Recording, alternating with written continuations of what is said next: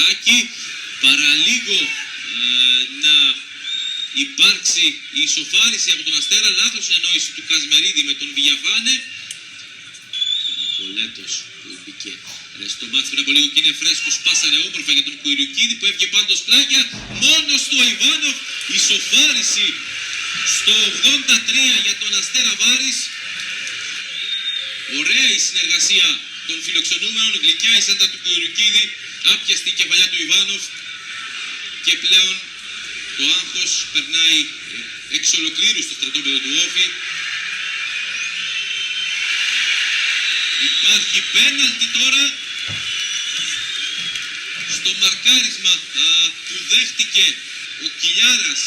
Πρέπει να είναι πολλά τα παράπονα από πλευράς των φιλοξενούμενων. Σε αυτήν εδώ την φάση μπήκε αποφασιστικά ο Κιλιάρας, τον βρίσκει ο νεαρός ακραίος αμυντικός. Ο Σωτηριάδης σφύριξε, ο Φραγκουλάκης σούταρε και ο Μαρινάκης απέκρουσε. Στο 85 κρατάει το 1-1. Έπεσε στην σωστή γωνία και κράτησε το 1-1 για την ομάδα του.